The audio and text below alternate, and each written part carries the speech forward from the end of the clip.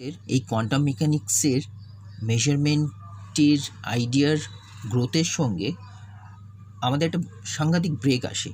হ্যাঁ, ক্লাসিক্যাল ফিজিক্সের রিয়েলাইজেশনের একটা ব্রেক হচ্ছে যে ফোটন আর ইলেকট্রন এরা খালি যে পার্টিকেলস বিহেভ করছিল তা নয়, মানে তারা ওয়েভস।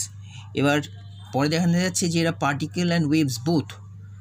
এবং এই রিয়েলাইজেশন যে এনিথিং, মানে একটা যদি হাউস বলা হয়, একটা যদি ওই ক্রিকেট বলের বলিংয়ের বল বলা হয়, তারাও আমরা পার্টিকেল নেচার হয়তো ম্যানিফেস্টেড হচ্ছে, but they are also waves.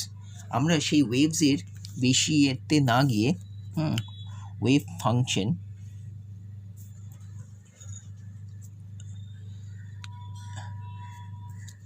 দেখব। ওয়েভ ফাংশন, এই ওয়েভ ফাংশন ব্যাপারটা শ্রোডিঞ্জার ইকুয়েশনে দেখব। এক্স ওয়াই জেড টি, এটা হচ্ছে ওয়েভ ফাংশন। এটা হচ্ছে ম্যাথমেটিক্যাল ফাংশন, মানে অ্যাটম ম্যাথমেটিক্যাল ফাংশন। অ্যাটম হচ্ছে একটা ইনভিজিবল। ডেমোক্রিটাস একজন জিওগ্রাফার, মানে জিওমেট্রি ভালো জানতেন, এবং উনি বলেছিলেন যে সবচেয়ে স্মলেস্ট পার্টিকেল হচ্ছে অ্যাটমস। কনাদও বলেছিলেন, কিন্তু তার 2000 বছর পর নিউটন আর লেবনিজ এই ক্যালকুলাস করার পর এই অ্যাটমের পিকচারটা আরও সহজ এবং সুন্দর হতে শুরু করে। তা আমরা এই ম্যাথমেটিক্যাল ফাংশনের এখন এই ইকুয়েশন, মানে এর মধ্যে এনট্যাঙ্গেলড হয়ে আছে অনেক রকম ওয়েভস। সেই ওয়েভস, মানে এই ওয়েভ ফাংশনটা একটা স্টেট অফ আ সিস্টেম, হ্যাঁ, কে জানান দিচ্ছে। আমরা সেটাই দেখব যে শ্রোডিঞ্জার ইকুয়েশন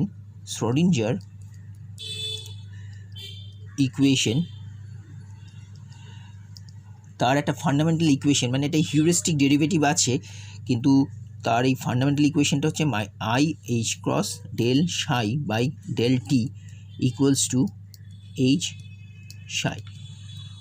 এইটা শ্রোডিঞ্জারের ফান্ডামেন্টাল ইকুয়েশন, যেটা বলছে this is a time dependent Schrodinger Schrodinger equation. তো জার্নিটা হচ্ছে আমাদের কেমিস্ট্রির জন্য টাইম ডিপেন্ডেন্ট শ্রোডিঞ্জার ইকুয়েশন থেকে, এটা ফান্ডামেন্টাল, এই ফান্ডামেন্টাল থেকে আমরা টাইম ইন্ডিপেন্ডেন্ট শ্রোডিঞ্জার ইকুয়েশনে আসব, যেটা হচ্ছে এইচ সাই ইকুয়ালস টু ই সাই, এবং এর আমরা অ্যাপ্লিকেশনস নিয়ে পড়াশোনা করব। এইচ হচ্ছে হ্যামিল্টনিয়ান, মানে টোটাল এনার্জি অপারেটর বলতে একটু বলে নিচ্ছি। সেটা হচ্ছে, যেমন আমি যদি 1 আর 1 এর মাঝখানে যদি এই প্লাস সাইনটা দিই, এ কি ইন্ডিকেট করছে? এ বলছে অ্যাড করতে হবে। আচ্ছা, যদি এক্স দিই, তার আগে যদি ডেল বাই ডেল এক্স দিই, এটা কি করতে বলছে? ডেরিভেটিভ করতে বলছে। তাহলে এইখানে এটা অপারেটর। আচ্ছা, একটা যদি ট্রাক আছে, সেই ট্রাকটার আছে, ঠিক আছে, কিন্তু এই যদি ড্রাইভার না থাকে, ট্রাকটা কি ড্রাইভ করতে পারবে না।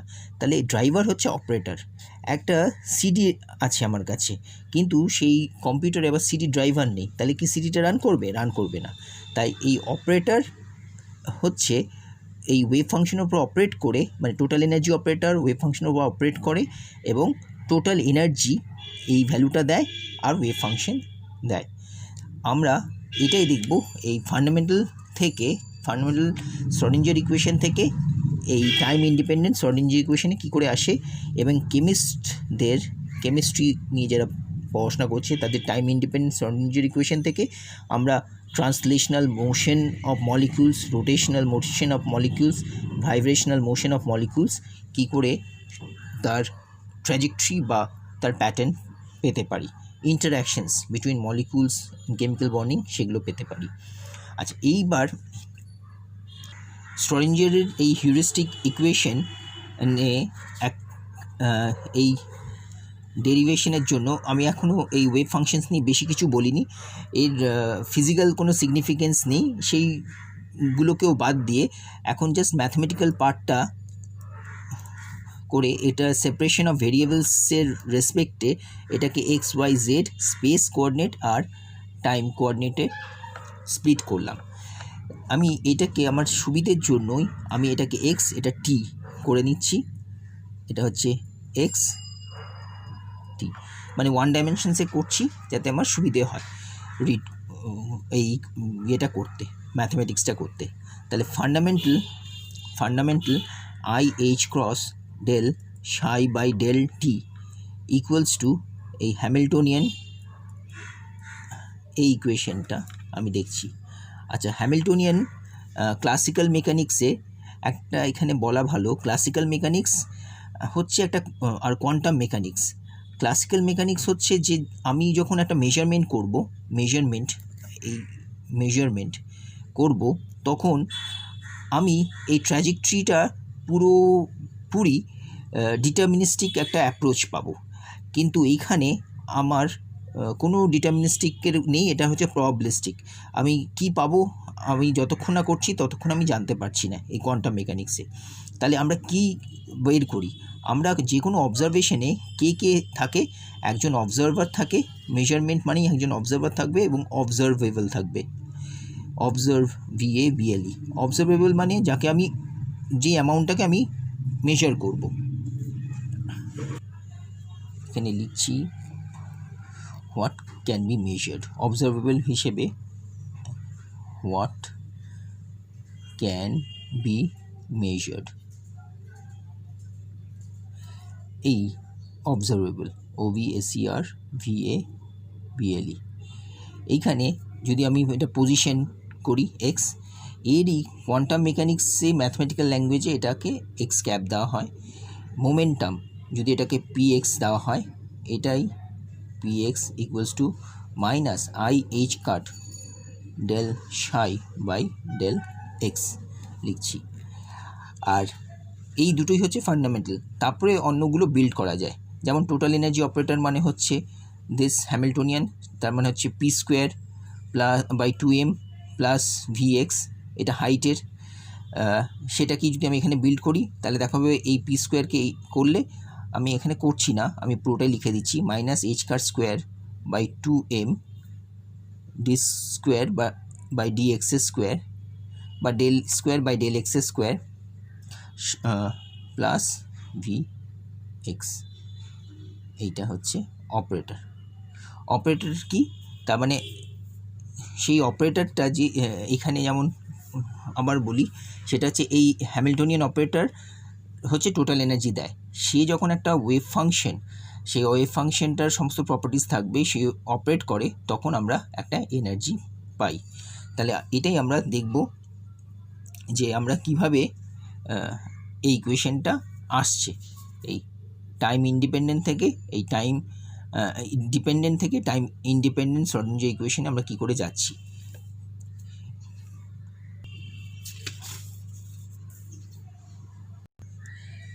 আচ্ছা, এইখান থেকে যদি এটা ফ্রি পার্টিকেল হতো তাহলে খালি কাইনেটিক এনার্জি থাকতো, কিন্তু আমাদের সবটাই আমরা করব IH কাট, এটাকে আমরা সাইটাকে ভেঙে নিয়েছি, XT ইকুয়ালস টু, এখানেও XT লিখি, equals to psi X T. তাহলে এখানেই আমি লিখতে পারি IH cross del psi x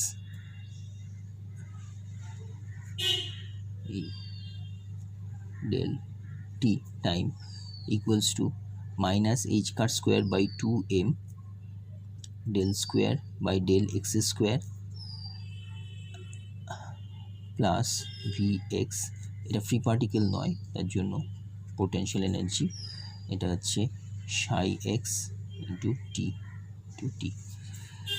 আচ্ছা, এটাকে আমরা লিখলে এই ডেরিভেটিভটা টাইমের রেসপেক্ট হবে, তার জন্য আমার এখানে হচ্ছে সাই এক্স বাইরে চলে আসছে, IH cut del t by del T equals to, এখানেও চলে আসবে হচ্ছে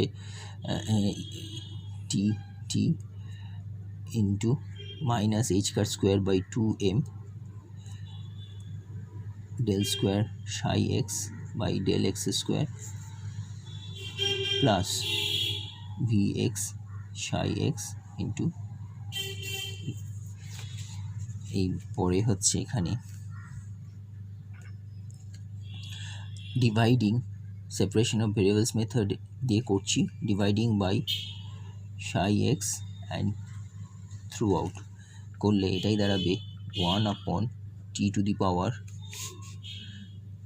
t i h cross del t/del t equals to, এখানে এটাও কেটে যাবে, তাহলে পড়ে থাকছে 1/সাই x minus h car square by 2m del square psi x by del x square plus v x.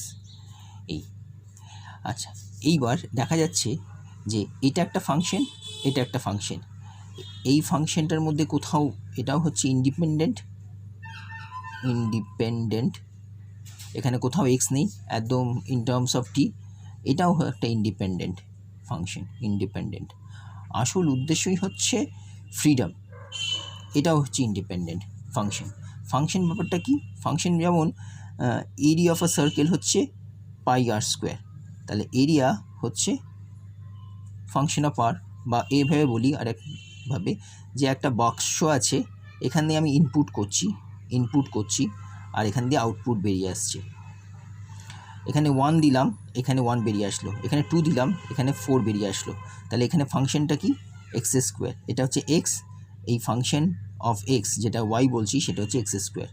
ঠিক সেরকমই এইটাকে বলছে ফাংশন, যে চেঞ্জ করে দিচ্ছে ইনপুটটাকে আউটপুটে। তাহলে বলছে যে টাইম ডোমেনে, হ্যাঁ এটা একটা ইকুয়েশন, এই ইকুয়েশনটা ইকুয়াল হয়ে যাচ্ছে স্পেস ডোমেনে। তাহলে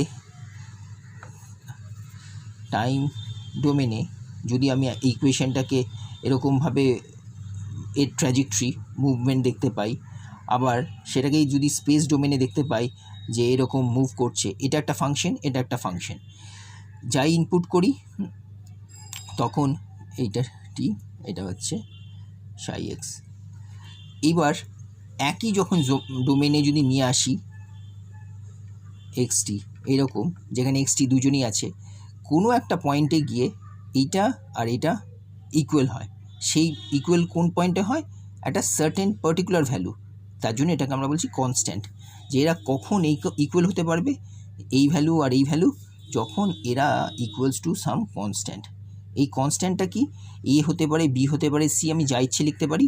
আমি আমার সুবিধের জন্য জানি যে এখান থেকে এনার্জি পাই, আমি এটাকে ই লিখে ফেলছি। ই লিখলে আমার এই ইকুয়েশনটাই দাঁড়াচ্ছে, তাহলে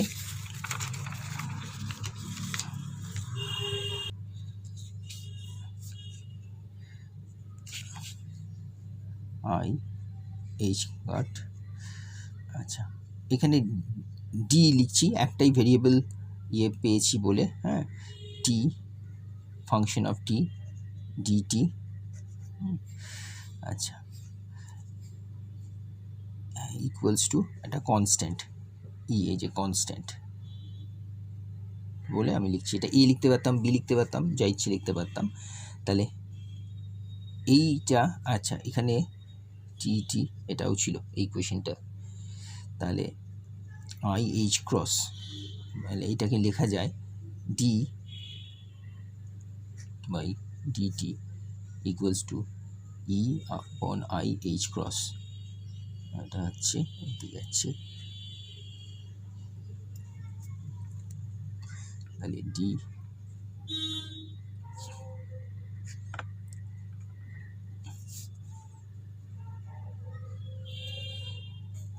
ই আই এইচ ক্রস ডিটি।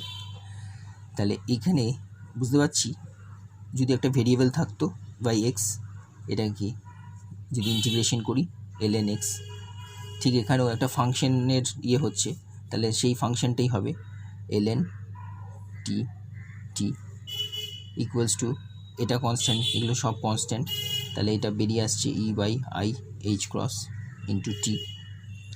তাহলে এটাকে লেখা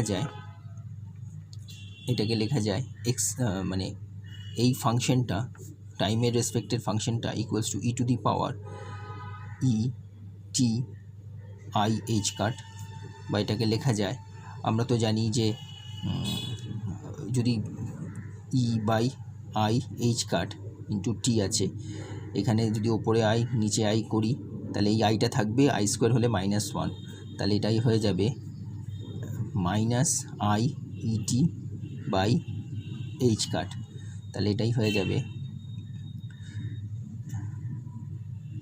ই to the power minus i e t by h cut. এই ফর্মে লিখতে পারি। এখানে যদি অ্যাম্পলিটিউডের এটা যদি 1 না হয় আলাদা কিছু অ্যাম্পলিটিউড হয় এ লিখে লিখতে পারি। এটা হলো এই ফর্মে। এই ওয়েভ ইকুয়েশনটাকে আরও লেখা যায়, সেটা হচ্ছে e equals to m c square, আবার e equals to h nu. তাহলে এমসি মানে হচ্ছে momentum of the particle into c equal to h nu, তাহলে পি আর এটা হচ্ছে c by nu equals to h, বা এখানে লেখা যায় lambda, p lambda equals to H.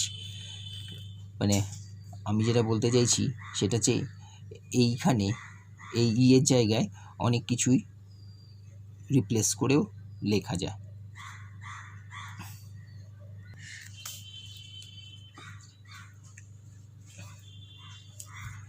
P lambda by 2 pi equals to h upon 2 pi equals to h cut, তারপর হচ্ছে 2 পাই বাই ল্যামডা হচ্ছে k, p equals to h cut k etcetera. যাই হোক, এগুলোর আর দরকার নেই, এটা এই পর্যন্তই। এগুলো পরে কোনো একটা সময় ইয়ে করা যাবে, এই পর্যন্তই আমরা ইয়ে করব।